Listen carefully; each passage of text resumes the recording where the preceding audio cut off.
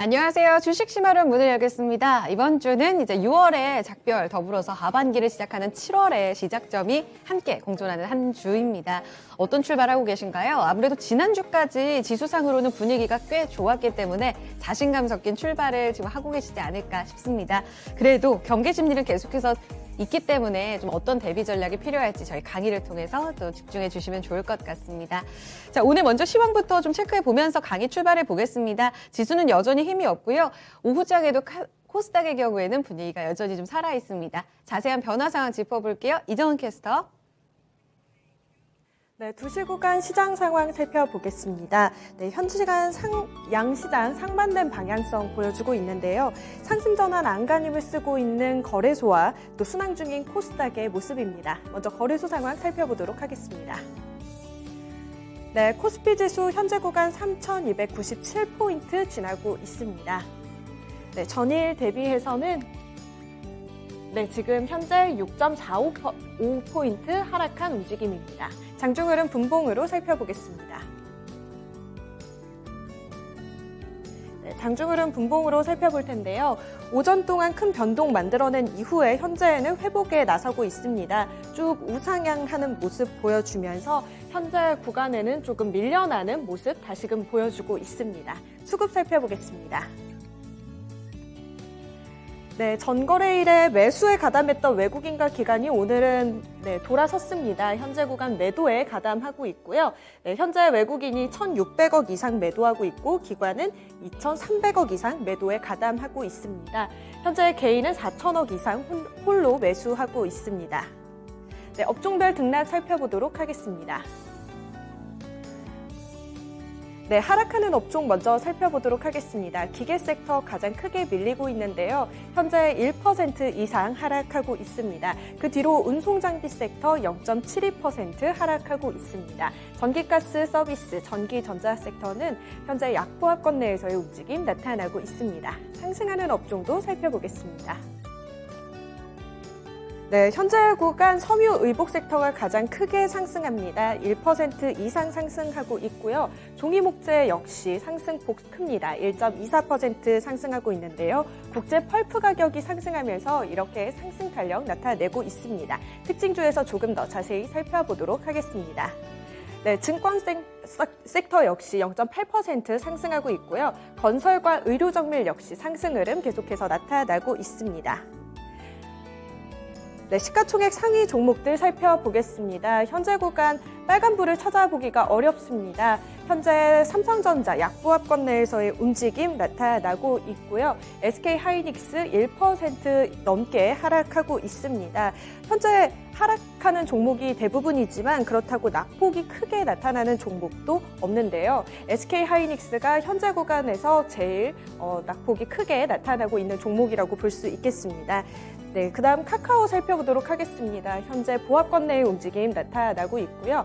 네이버 1.22% 하락하고 있습니다. 2차 전지주들 동반 하락하는 움직임 나타납니다. LG화학 현재 1%에 미치지 못하는 하락세 보여주고 있고요. 삼성 SDI는 이보다도 낙폭이 조금 더 크게 나타납니다. 셀트리온과 현재 포스코는 제한된 상승폭 보여주고 있습니다. 네, 특징주 살펴보겠습니다. 네, 제지주 살펴보겠습니다. 현재 삼성펄프 가장 크게 상승하고 있는데요. 3% 이상 상승하고 있습니다. 해성산업 역시 3% 이상 상승하면서 현재 구간 17,000원대 지나고 있고요. 한솔제지 역시 크게 상승 중입니다. 국제 펄프 가격이 오른 데다 택배 물량까지 증가하면서 제지주들이 상승하고 있습니다. 지난달 국제 펄프 가격은 톤당 925달러로 1년 전보다 60.87% 상승했고요.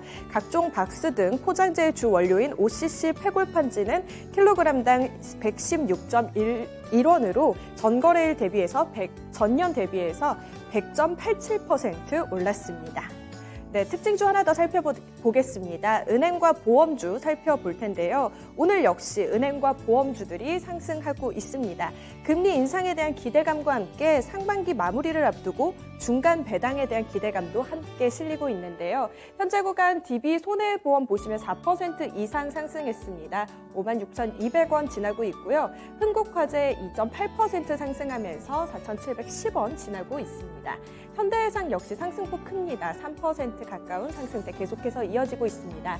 밑으로 은행 보겠습니다. 하나금융지주 0.6% 이상 상승하고 있고요.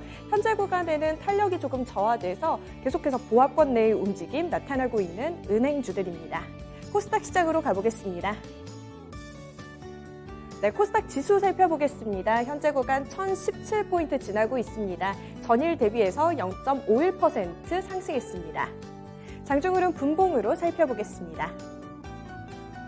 네, 코스닥 지수는 비교적 안정된 흐름 보여주고 있습니다. 잠시 탄력 조금 내어주긴 했지만 다시금 회복하면서 우상향하는 모습이고요. 현재 구간 조금 밀려나는 모습 보여주면서 1017포인트에서 거래 계속해서 이어지고 있습니다. 수급도 살펴보겠습니다. 네, 외국인이 매수 전환 이후에 계속해서 매수폭 키워나가고 있습니다. 394억 매수하고 있고요. 개인은 함께 매수에 가담합니다. 기관은 홀로 매도하고 있습니다. 시가총액 상위 종목들 살펴보겠습니다. 네, 시총 상위주들 보시면 혼조세를 띠고 있습니다. 셀트리온 그룹주들 동반 상승하지만 상승폭이 그리 크지는 않고요. 그 뒤로 보시면 에코프로비엠 3% 넘게 하락하고 있습니다. 2차 전지주들의 약세 흐름 속에서 이거래일 연속 하락하고 있습니다. 진단키트 주들이 강세를 보이고 있는데 시젠 역시 빨간불 켜고 있습니다. 현재 구간 84,600원 지나고 있습니다. CJ ENM은 증권가에서 긍정적인 리포트가 나왔음에도 불구하고 리포트 효과 받지 못하고 현재 구간 3% 넘게 하락합니다. 178,800원 지나고 있습니다. SK 머티리얼스가 오늘 강한 상승세 보여주는데요. 4% 이상 상승하면서 34,200원 현재 구간 지나고 있습니다. 특징주들 살펴보겠습니다. 네, 코로나19 델타 변이 바이러스 확산세가 점점 강해지면서 코로나19 관련주들이 상승하고 있습니다. 높은 전염성의 WHO에서는 백신 접종 후에도 마스크를 착용해야 한다고 권고를 하고 있는데요. 이와 함께 마스크주들이 함께 상승하고 있습니다. 현재 살펴보시면 레몬이 3.89% 상승하면서 8,810원 지나고 있고요. KM과 웰크론 역시 상승하고 있습니다. 2%에서 3% 이상 오르고 있고요. 모나리자, 인콘 역시 1% 이상 상승하고 있습니다. 그 뒤로 진단키트 주들도 살펴보겠습니다. 함께 상승하고 있는데요. PHC 오늘 강한 상승 탄력 보여주면서 상한가 기록합니다. 현재 구간 1,955원 지나고 있습니다. DNA 링크 역시 강한 상승세 보여줍니다. 15% 이상 상승했습니다. 그 뒤로도 1%에서 2% 가까운 상승세 보여주고 있습니다. 2시 구간 시장 상황 살펴봤습니다.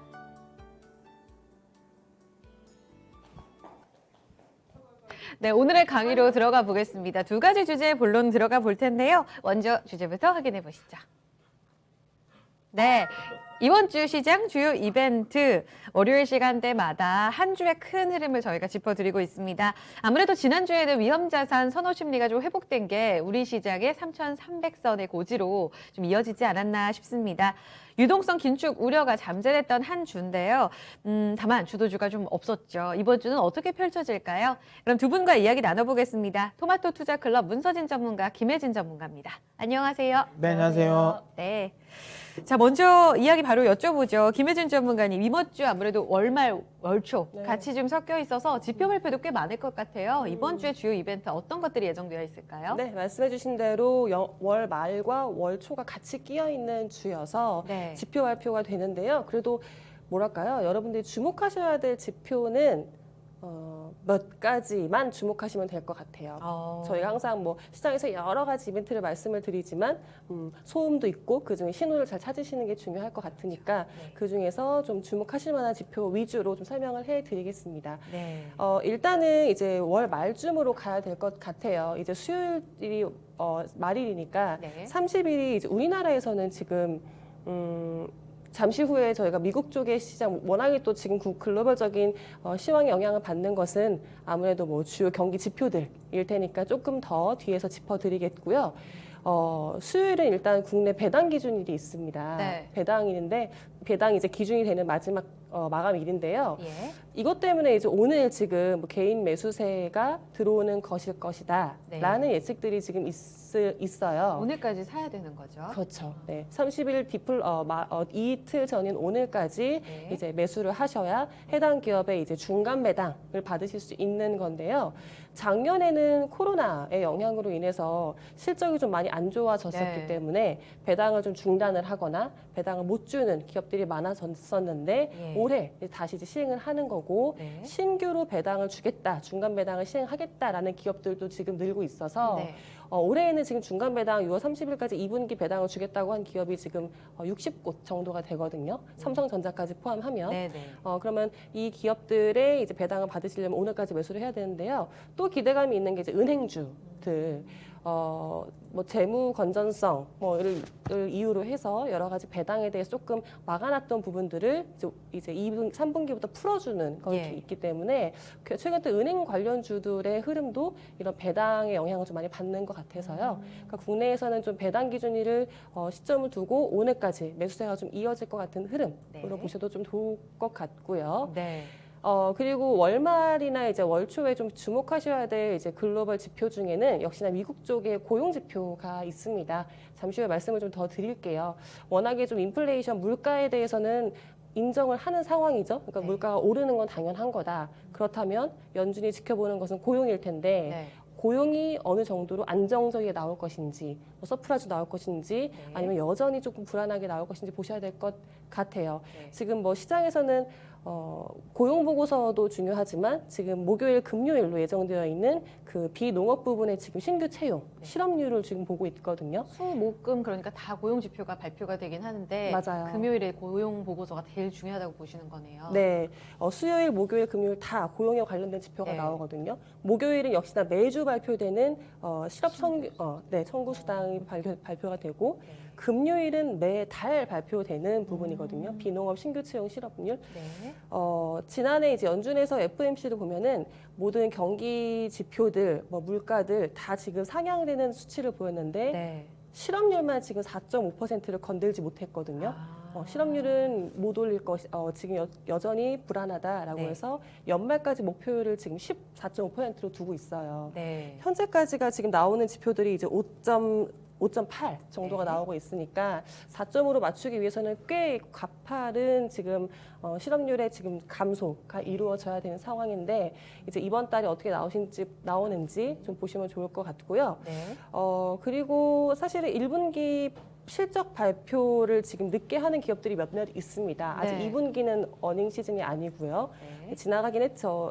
표에서는 지나가긴 했지만 수요일에 이제 발표되는 기업이 아무래도 우리 시장에 좀 영향을 네. 줄 수 있는 기업의 실적이어서 제가 적어놓긴 했는데요. 마이크론. 네, 그렇죠. 마이크론의 실적이 또 발표가 되는 부분이 있어서 또 아무래도 현재 뭐 반도체에 대한 뭐 시황이라든지 상황이 네. 기술주의 영향을 좀 많이 받고 있는 우리나라 시황이어서 마이크론 실적도 어떻게 나오신지 좀 보셔야 될 것 같아요. 그래서 이 정도 미국에서의 고용 지표 그다음 마이크론 실적 정도는 이번 주에 좀 챙겨보셔야 좋을 것 같아요. 알겠습니다. 마이크론 실적 발표와 더불어서 그 다음 날에 또 삼성 실적 발표, 그러니까 다음 달에는 삼성의 실적 발표가 있기 때문에 본격적인 어닝 시즌 속에 반도체 업황의 어떤 기준점이 될 수 있는 이런 내용들을 확인해 보셔야 될 것 같고요.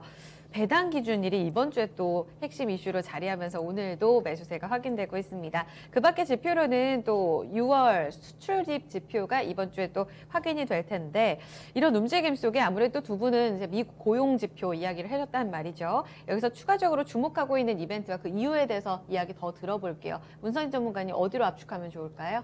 일단 뭐 고용 지표가 지금 현재 시장에서는 가장 주목하는 부분이긴 하겠죠. 네. 아무래도 지금 이제 인플레이션과 뭐 조기 금리 인상 이슈가 네. 계속 있다 보니까 근데 저는 뭐 여러 차례 강조를 드렸어요. 시장은 이제 인플레이션이라든지 조기 금리 인상과 관련된 부분은 굉장히 많이 소화를 했다. 그래서 생각보다는 변동성이 크지는 않을 것 같다라는 생각은 들고 있어요. 네. 다만 이번에 발표되는 이 고용 지표가 좀 중요한 역할을 하는 이유는 네. 일단 지금까지는 계속 컨센서스가 높았어요. 시장에서 고용에 대한 컨센서스가 굉장히 잘 될 거다. 그러니까 우리가 흔히 말하는 쇼크를 먹었던 4월 지표, 4월 달에도 그러니까 3월 지표를 발표한 거죠. 그러니까 4월 달 같은 경우도 한 120만 명까지도 봤었죠. 네. 평균 100만 명 정도다. 네, 네. 근데 이제 26만 명 나오면서 쇼크였죠. 쇼크였죠. 근데 그리고 그 다음에는 이번에 잘 나올 거다라고 생각을 했어요. 근데 그것도 안 나왔어요. 예, 안 나왔단 말이에요. 그러다 보니까 좀 컨센서스가 낮아졌어요.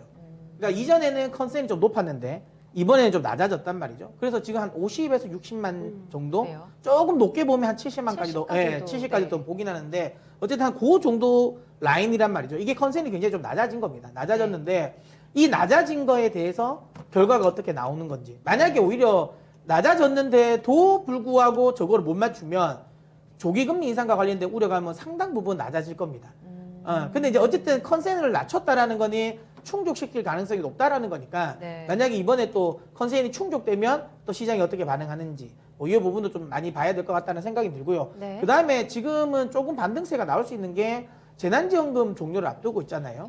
그러니까 그러니까 재난지원금은 어쨌든 9월에 공식적으로 주정부가 들어가는 거 공식적으로 중단을 하지만 이미 한 5월 달부터 그러니까 이 주별로 이걸 중단하는 주들이 많이 생겼어요. 예, 주별로 중단하는 주들이 또 많이 생겨났고 네. 그다음에 어쨌든 이제 이게 재난지원금이 중단된다라는 걸 아니까 네. 딱 중단되자마자 바로 일자리를 구하진 않지 않겠어요? 그러니까 어느 정도 지금부터 좀 실업을 좀 구할 가능성이 높습니다. 미리. 그래서 이런 것들이 지금 지표에 좀 나오겠죠. 5월 결과는 5월이니까 5월 지표에 조금 더 반영이 될 거다. 그러면 아무래도 취업률이 좀 높아졌을 수도 있다라는 거고. 그다음에 실업률도 이렇게 된다면 조금은 이제 낮아졌을 수도 있겠다라는 생각이 네. 듭니다. 그래서 이번 지표 물론 뭐 저는 이번 달보다는 조금 확실하게 명확하게 좋은 더 우리가 이제 이게 그러니까 기저효과라든지 이런 네. 것들이 빠지는 시점은 6월이거든요. 그러니까 네. 6월이 확실하게 고용 지표가 높게 나올 거예요. 이게 발표되는 게 7월이니까. 그러니까 예. 이때가 조금 더 중요하다고 생각은 하는데 그래도 5월 지표도 조금 눈여겨는 볼만하다라는 거고 결국에는 그 고용 지표 결과의 여부에 따라서 연준의 조기금 인상, 인플레이션 관련 부분이 영향을 미칠 건데 저는 계속 이야기 드리지만 분명히 저기에 대한 단기적인 노이즈는 있을 수 있지만 중요한 건 장기적으로는 이미 시장은 인플레이션을 받아들이고 있기 때문에 만약에 진짜 이번에 고용이 만약에 100만 명이 나왔다. 100만 명이 넘겼다. 완전히 서프라이즈잖아요. 네. 그렇게 되면 조금 시장의 충격은 좀 클 수 있을 것 같아요. 하지만 그렇게 아주 서프라이즈하지 않는다면 시장이 결과물을 내놓다 하더라도 좀 좋게 나온다 하더라도 아주 크게 움직일 것 같지는 않다는 생각이 듭니다. 그 다음에 또 이제 중요하게 또 봐야 되는 거는 ISM 제조업 지표도 전 중요하게 보거든요. 네. 그러니까 뭐 사실 ISM 제조표는 예전에는 저걸 보고 내입함 지수라고 할 정도로 굉장히 좀 파괴력이 있었어요 시장에서. 네. 예, 그래서 어쨌든 미국의 제조업을 가장 대표하는 지수니까 그 ISM 제조표가 굉장히 좀 중요한데 이제 저게 이제 그거죠. 피크아웃에 대한 이야기가 나옵니다.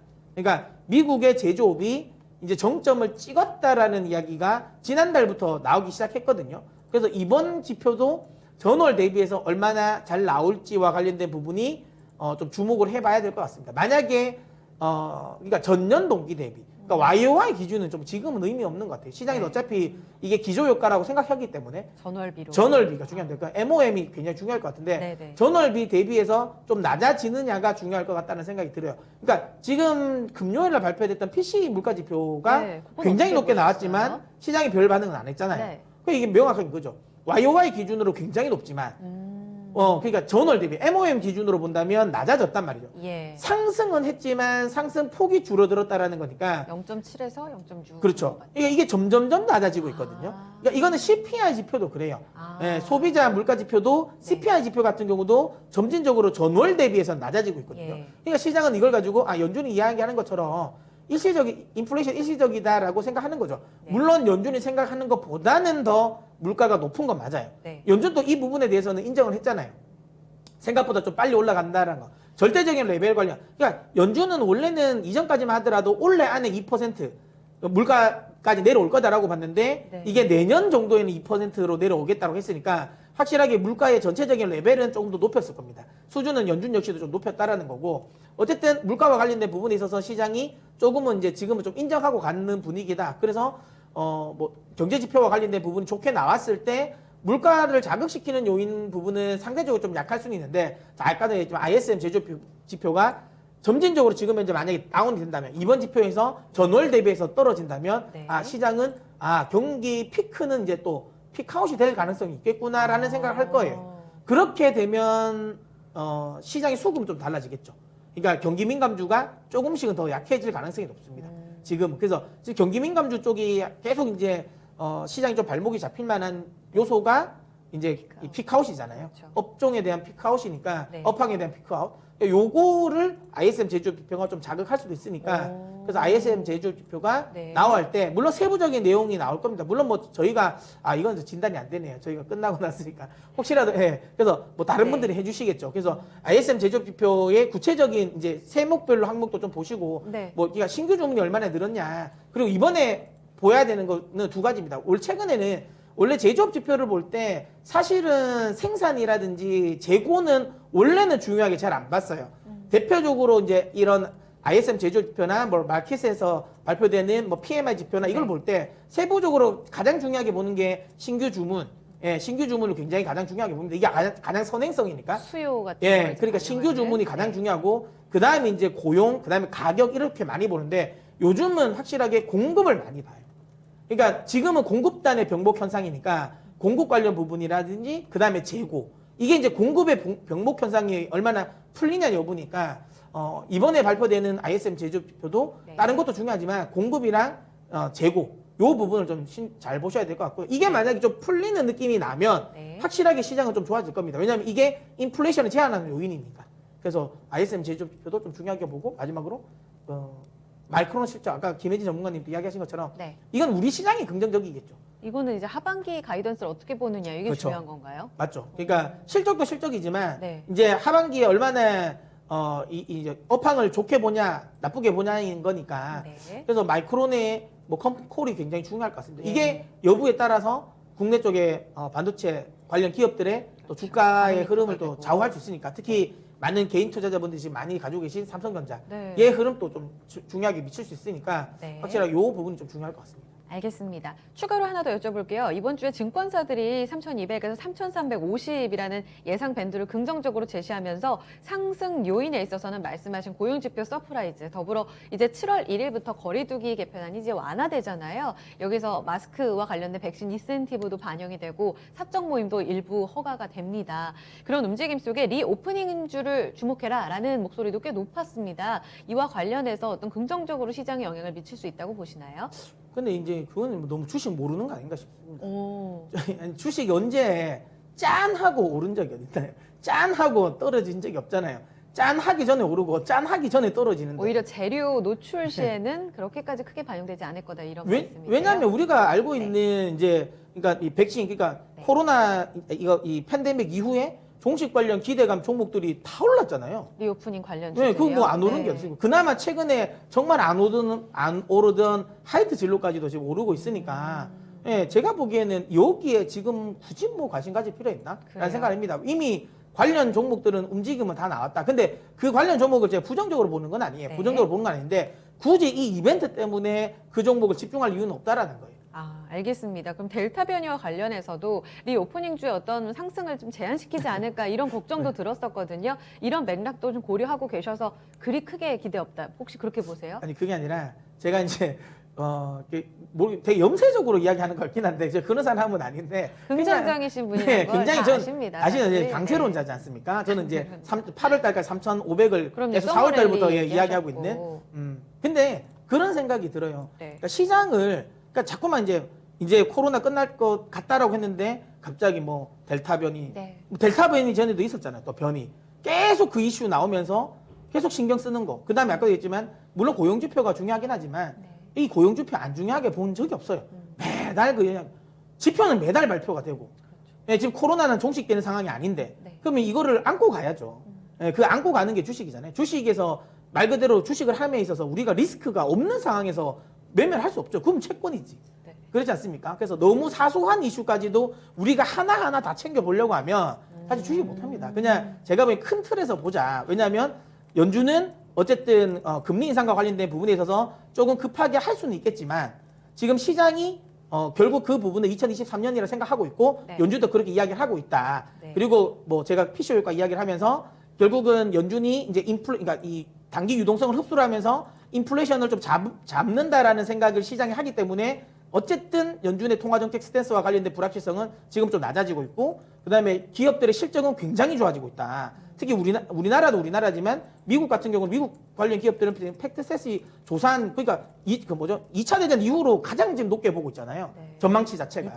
예, 그런 것들을 보면 전체적인 큰 틀의 흐름은 흔들림이 네. 없다. 분명히 단기적으로 악재는 나오겠지만 그것까지 우리가 하나하나 다 신경 써서 매매하기는 어렵다. 그래서 큰 틀을 보고 가자면 우상향이 맞다라고 봅니다. 오, 숲에서 잔 바람은 무시하고 가라. 알겠습니다. 주간 전략으로 보신다면 그러면 우상향 이번 주 이렇게 보시는 거죠? 네네. 저는 8월 달까지 네. 잭슨홀 미팅 전까지는 우상향으로 봅니다. 알겠습니다. 7월을 맞이하는 많은 분들이 혹시 두려움을 갖고 좀 시장을 보셨다면 이번 주 역시 여러 가지 좀 잔바람, 지표, 이슈들이 있겠지만 흔들리지 말고 굳건히 좀 시장을 믿고 가자라는 답을 주셨습니다. 한 주 전망 미리 좀 짚어드렸어요. 다음 주제는 섹터의 흐름으로 가겠습니다. 네, 두 번째 섹터입니다. 두 번째 주제입니다. 스마트폰 업황이 살아날까? 관련주 대응 전략 알아보겠습니다. 요즘 보니까요, 증권사에서 이게 리포트가 나오는데 한 5월 말에서 6월 초만 하더라도 중국의 스마트폰 출하량 부진 너무 우려된다. 이런 톤에서 조금씩 톤이 바뀌기 시작하더라고요. 두 분이 또 기가 막히게 귀신같이 이런 변화를 좀 체크해 주실 것 같아요. 김혜진 전문가님, 요즘 스마트폰 업황 관련해서 뭔가 달라진 이런 톤 변화 어떤 이유 때문일까요? 아무래도 중국 쪽의 흐름을 계속 주시를 하고 있는 것 같고요. 네. 스마트폰을 많이 생산하고 있는 국가가 중국하고 인도 쪽이기 네. 때문에 지금 그 두 국가에서의 셧다운이라든지 뭐 재고량들을 계속 체크를 하고 있고 네. 스마트폰의 판매량을 지금 계속 이제 추이를 지켜보고 있는 중인데 네. 사실 저희가 스마트폰 업황을만 꼽진 않았지만 지난주에 저희가 반도체를 IT 전체적으로 좀 설명을 좀 해드리면서 좀 IT 반도체에 관해서 좀 최근에 이제 뭐 증권사들의 하우스들의 뷰가 좀 엇갈리고 있다. 연초만 해도 정말 올해 뭐 우리나라 반도체 기업들 뭐 정말 슈퍼사이클을 탄다라는 기대감이 컸지만 네. 지금 사실 이제 하반기로 접어드는 이 시점에서는 지금 하우스마다 지금 뷰가 완전히 지금 엇갈리고 있거든요. 네. 근데 그 엇갈리는 분석을 내놓는 자료 역시도 같아요. 자료는 같아요. 자료는 같은데 그 자료를 해석이 어떻게 다른 해석하냐. 거예요? 그렇죠. 아, 그렇군요. 에 따라서 지금 하우스의 뷰들이 달라지고 있는데 네. 거기에 중점이 되는 것이 역시나 지금 중국의 스마트폰 쪽의 지금 데이터들이에요. 네. 그래서 지난주에는 제가 설명해 드렸던 부분이 중국의 역시나 뭐 계속 이어질 것 같아요. 제가 지난주에 보여드리지 못했던 그래프도 준비를 하긴 했는데 예. 중국에서의 스마트폰 출하량이 네. 너무나 급격히 줄어들고 있다. 생산이 거의 안 되고 생산을 거의 안 하고 있다라고 해서 이것으로 인해서 반도체 수요까지도 줄어들 것이다라고 이제 지금 분석을 내놓고 있는 거거든요. 그리고 뭐 반도체 업황으로 갔을 때는 노트북도 뭐 코로나로 인해서 언택트, 재택, 언택트, 뭐 교육 다 살 만큼 샀다. 네. 이제는 뭐 수요가 다 될 만큼 됐고 앞으로의 노트북 수요도 없을 것이고 스마트폰도 이렇게 출하가 거의 급감을 했기 때문에 연초엔 되게 좋았는데 이렇게 그렇죠. 많이 줄었네요. 그렇죠. 지금 중국 쪽에서 스마트폰 물론 이거의 영향에는 뭐 스마트폰 안에 들어간 반도체의 영향도 있겠지만 네. 또 오히려 스마트폰 출하가 이참에 또 안 하니까 네. 반도체도 오히려 생산을 덜 하게 될 것이고 네. 뭐 수급적으로도 봤을 때 네네. 그래서 오히려 반도체에서 기대되는 부분은 서버, 데이터 센터의 증설이고 스마트폰 쪽은 올해는 조금 부진할 것이다. 라는 뷰를 내놓는 네. 하우스들도 생기면서 네. 반도체 업황까지 끌어낼 것이다라는 우려감을 가지는 하우스들이 많아요. 네. 그런데 이제 지난주에 글로벌 테크놀로지 이제 뭐 조사를 하는 데이터 업체죠. 카운터 포인트가 이제 스마트폰 출하량에 대해서 지금 데이터를 발표를 했어요. 네. 2분기 5월 달에 지금 지표를 발표를 했는데요. 네. 5월 달에 스마트폰이 얼마나 팔렸고 뭐 얼마나 뭐 부진했는지를 발표를 했는데 글로벌 스마트폰 판매량은 물론 기저효과가 있겠습니다만 네. 31% 증가를 했고요. 아, 이게 다 5월 수치인가요? 네, 이제 막 발표되는 예상치. 사실은 6월 31일 날 이제 발표가 될 건데 이제 네. 지금 예상치를 내놓고 있는 거고요. 네. YOY로는 31% 증가를 했고 이제 전달 대비해서는 이제 1%를 감소한 이게 생각보다 뭐 기저효과가 있지만 그래도 예상했던 것보다는 스마트폰에 대한 수요가 그래도 견고하다는 거예요. 그래도 예상치보다는 원래 5월 정도에서 이제 피크아웃을 예상을 했었거든요. 5월 데이터에서부터 3월에서 5월이 기저효과가 최대 효과가 나타나는 시기일 것이다. 그럼 그때부터는 스마트폰 판매량이 둔화되는 데이터가 나올 것이다라고 했는데 생각보다는 그래도 좀 견조한 모습을 보였고요. 네. 그리고 중국 판매량에서 또 좀 의미를 좀 찾는 부분이 지금 전 세계에서 작년에 기저효과, 코로나 팬데믹으로 인한 기저효과가 없는 국가를 중국만으로 꼽거든요. 네. 그러니까 중국은 지금 작년에 그런 코로나 팬데믹 기저효과가 없다라는 상황에서 그냥 데이터를 분석을 한 것인데 네. 그렇게 됐을 때 이제 YOY는 7%를 감소를 하고 전달 대비해서 의미 있는 게 3개월 만에 지금 스마트폰 판매량이 증가를 했습니다. 4%가 증가를 요 했어요. 시그널이 중요할 수도 있겠네요. 네. 여기에서 지금 포인트를 찾는 부분이 좀 긍정적으로 보이는 부분은 그러면 출하는 감소했는데 네. 판매는 증가했다. 그럼 출하 대비 판매량이 더 증가했다는 부분은 중국에서의 지금 스마트폰 재고가 감소를 할 것이다. 그럼 재고에 대한 우려감, 재고 리스크가 이제 없어지는 거죠. 네. 그렇다면 앞으로 지금까지는 출하를 좀 덜했지만 하반기 돼서부터는 출하를 좀 더 할 수 있는 여력이 생기지 않을까라는 기대감들을 다시 재고 소진이 됐다는 것을 다시 확인하고 있는 데이터라고 분석을 했고요. 네. 또 이제 중국에서의 쇼핑 시즌이 다가오고 있는데 네. 하반기에 있는 거 이제 6.18 쇼핑 데이에 대한 이제 이게 실적이 반영되는 시기가 네. 또 올 것이기 때문에 여기에 대한 기대감도 하반기에 더 가질 수 있을 것이고 또 연말로 갈수록 이제 앞으로 쇼핑 시즌이 전 세계적으로 올 수 있기 때문에 네. 스마트폰 업황은 좀 좋아질 수 있겠다라는 것들이죠. 그래서 지금 글로벌적으로도 아직까지는 물론 인도에서의 아직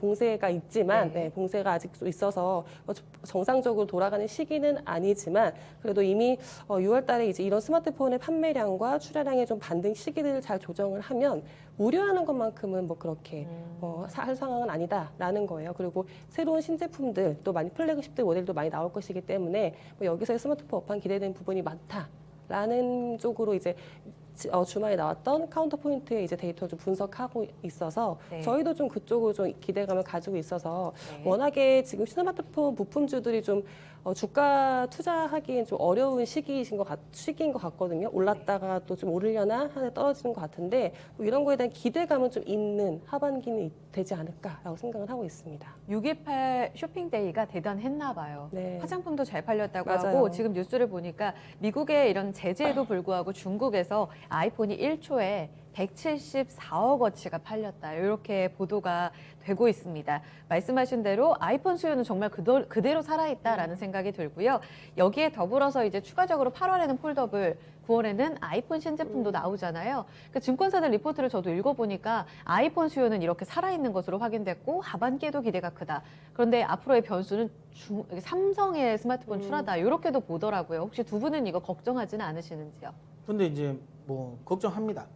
출하가 약한 건 맞아요, 삼성 쪽으로? 그러니까 지금 생각보다 안 팔리더라고요. 안 팔렸죠. 네. 그러니까 이게 밑에 로우 엔드급도 보니까 중국 쪽이 이제 샤오미나 많이 이쪽 관련 밀렸어요. 많이 밀렸고, 네. 그다음에 이제 하이엔드급도 그러니까 화웨이 부분을 못 치고 들어온 게 가장 큰 것 같아요. 반사수혜를 사실상 못 그렇죠. 봤다. 거의 못 봤잖아요. 네. 아예 제로에 아, 가깝게 못 그렇군요. 봤으니까. 네. 그러니까 화웨이 거를 좀 먹었어야 되는데 이 부분을 오히려 반사수혜는 애플이 훨씬 더 많이 가져가 버리니까 네. 상대적으로 삼성전자 쪽에 흐름이 조금 꺾이는 건 맞는 것 같다. 그러니까 삼성은 지금은 그러니까 지금 기존에 있는 스마트폰 쪽에서의 흐름보다는 폼팩터가 바뀌는 쪽. 그러니까 폴더블 쪽에 좀 집중할 수밖에 없는 것 같긴 합니다. 그리고 네. 중요한 건 이거죠. 그러니까 원래 삼성이 이거는 좀 큰 결단을 한 것 같긴 한데, 그러니까 이 삼성폰 중에서 많이 팔렸던 라인 중에 하나가 노트잖아요. 그렇죠. 노트 라인을 접어버렸잖아요. 그렇죠. 그러니까 그러면 절대적으로 판매할 수 있는 양 자체는 줄어들 수밖에 없어요. 그렇죠. 그러니까 이거를 이제 점진적으로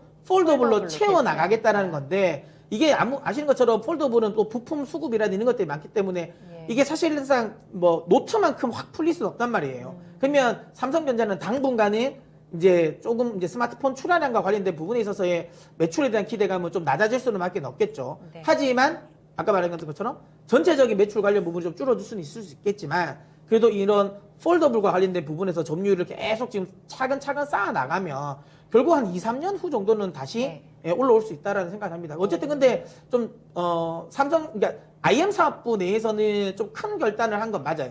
그러니까 노트를 버렸다라는 것, 큰 걸 따는 것 그렇죠. 같고, 그 다음에 이거는 뭐, 그러니까 이게 제 개인적 뇌피셜입니다. 뇌피셜인데, 네. IM 사업부가 저렇게 하는 이유 중에 하나가, 네. 삼성의 IM 사업부 내에서는 제가 보기엔 전동 사업을 가져갑니다. 전장 사업. 오. 전장 사업 쪽을 삼성전자의 IM 사업부가 가져갈 가능성이 높아 보여요. 왜 그런 그림을 그리고 계세요?